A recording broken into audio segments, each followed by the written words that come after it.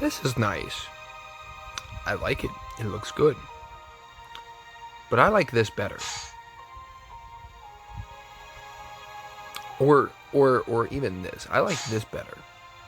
Or one of these. I like these better. This is good. This is okay.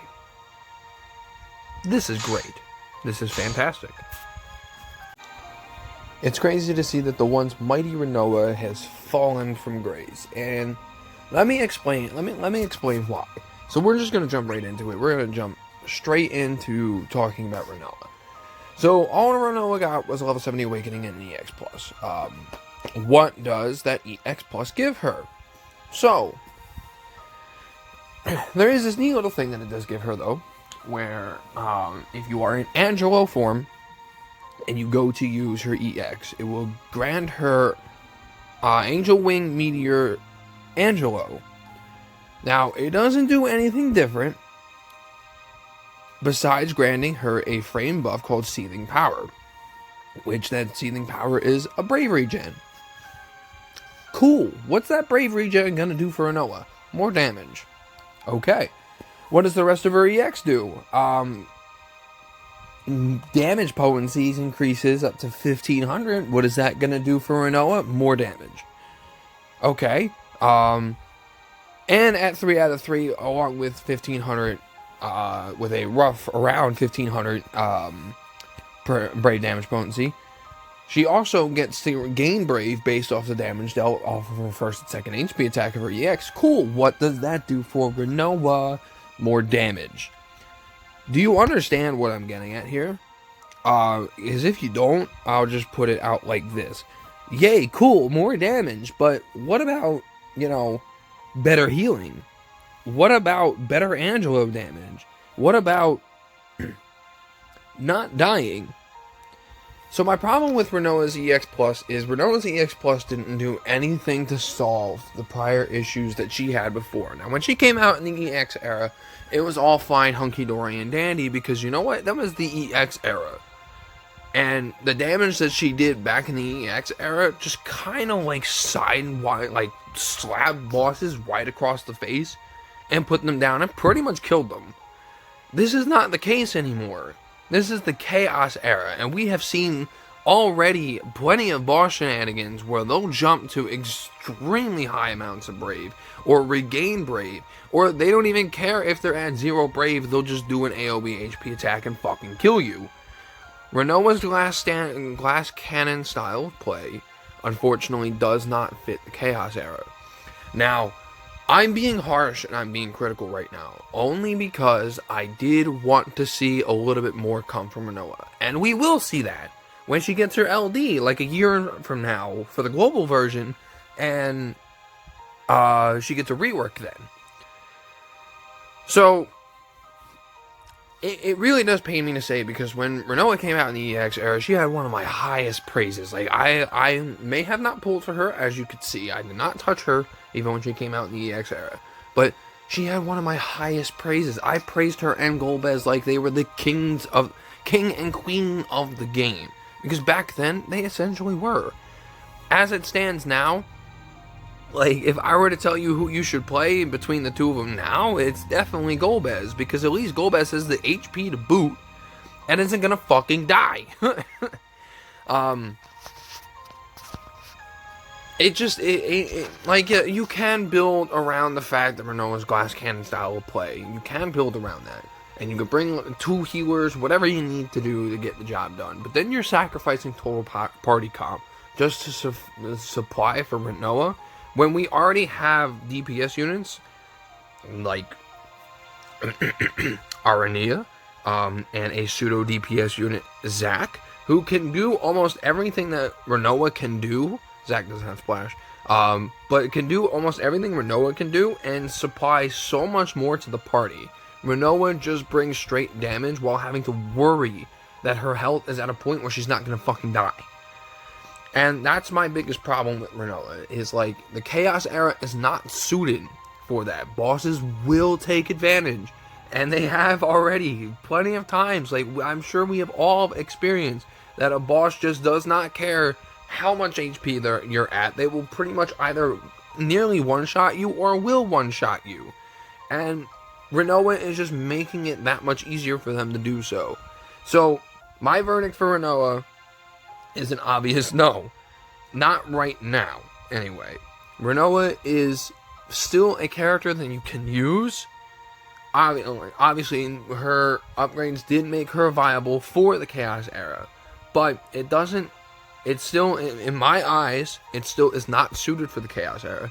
And there's a much better time to pull for Rinoa. Now, if Rinoa is a favorite of yours, and you still wish to build her up, that's perfectly fine.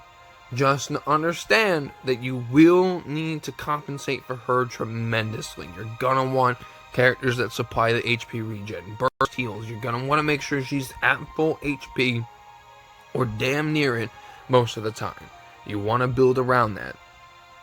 If you do choose to build her up, she's a 3 out of 3 because you want to have the max damage that she can supply to the party. Supply for herself, I should say. And with the options that she does have now to do more damage, the damage that Rinoa can do are just incredible. It is absolutely incredible how much damage she can do. But we do have a DPS unit that's just kind of slapping everyone out of the way when it comes to damage, and we're going to be getting more DPS units in the future who can do more and just not worry about dying than Rinoa can. So I definitely believe that there is a much better time to pull for Rinoa, and that is in the future when she gets her rework and LD.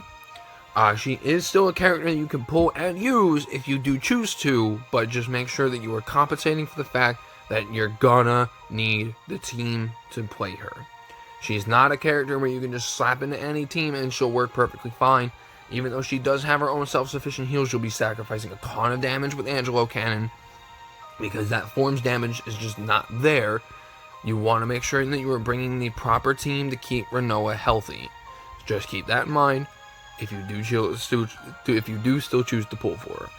Now, let's go ahead and jump into her banner mate, Irvine. Irvine got a level 70 Awakening rework and his EX debut. With his rework, he got some additional usages, some more buffs and everything. He has better range, a 4-turn ranged imperil that he inflicts with his second skill. He has some really nice party auras. One being an HP boost. I think it's in his 58 or 68. I can't remember which one. But he actually has an HP boost, which is actually kind of rare for an aura. I actually like that though. But it's an HP and attack boost. His EX is a 3-hit single target HP attack that is executed 3 times. It will heal the party based off of 20% damage dealt, which is actually nice. It supplies a good amount of heals and gives them access to a buff called Snipe, which Snipe will actually increase the party's max brave, attack, and overflow limit, which is really cool. I like that a lot. His EX Plus is kind of standard fare for the most part. It gets him access to Snipe at the beginning of the quest, more potency increases, more stat increases, and then his 3 out of 3 will be a 4-hit single target HP attack that is executed 3 times that grants him access to its HP attack plus, and brave attack plus, and his HP attack plus is a single hit HP attack, which that part is kind of trash, but it does heal the party based off of 10% of the damage dealt, which is nice. So, and also his C65 is a 2-hit single target HP attack that extends all existing debuffs that he inflicted by 4 turns.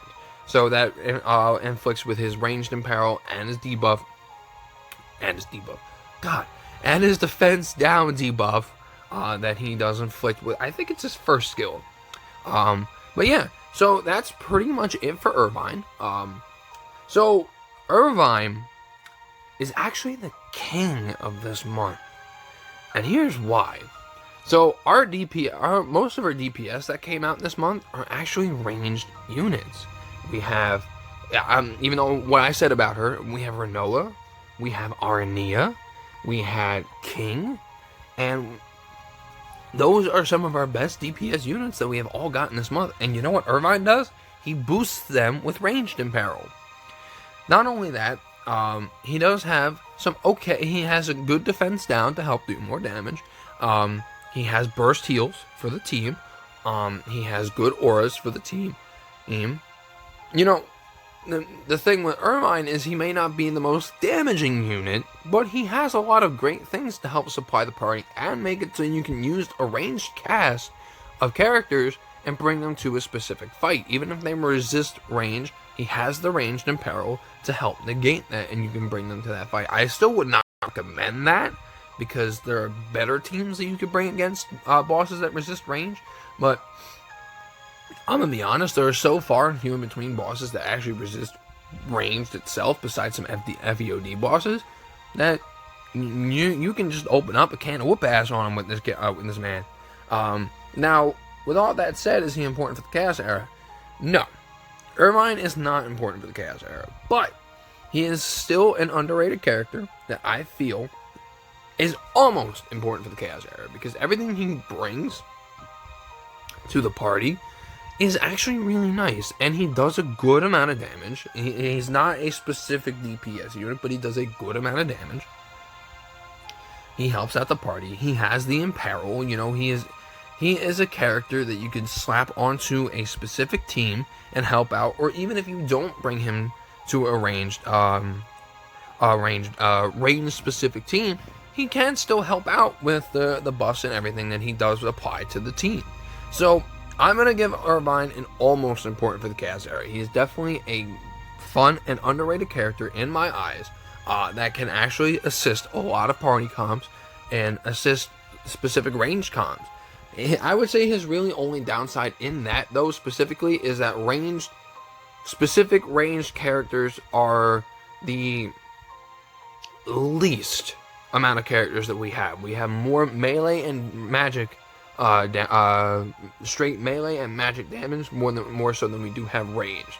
So his circle of characters that he can help out are a little shorter than the two, but I mean, that's not really too much of a con. And I would say Irvine's only biggest con is his DPS output, because it's not really all that there.